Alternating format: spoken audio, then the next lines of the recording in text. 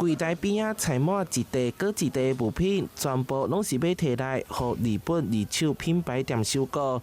有民眾想要問，敢會當較緊呢？真正是無法度，因為來看店長嘛是相當無閒，比平常的量加了真濟。多的部分其實蠻多的，至少多了差不多40%左右。就是過年嘛，就是大家會整理像是家裡的東西啊，所以很常像是日常用品用不到的碗筷，或者是說是一些衣服啊之類的東西。不管是衫、鞋啊、3C產品，甚至是演唱會手燈，只要是上會到的，攏會當摕來買。收購種類多達25種，對叫號物品鑑定，整個收購流程大約半點鐘。物品配件愈齊全，外觀愈新，就會有好介紹。甚至精品二手市場嘛，真受歡迎。精品的部分其實不外乎就是 LV、GUCCI那些東西。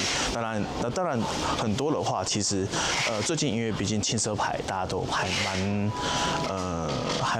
蠻夯的啦，所以像是 RM 啊、小 CK 這邊，其實我們這邊也很多。新品的部分，在各大品牌一直在漲價的情況下，大家可能會去追求一些狀況比較好，可是它是二手的部分。這幾檔台灣對着二手物品接受度愈來愈高，甲網絡購買相比，其實實體店面更有優勢，會當佇現場直接確認物件的狀況，更有符合期待。所以若是講有用袂到的物件，會當考慮摕來遮賣，也是來遮洗洗，講袂定會當捡到寶。台南新聞社會採訪報道。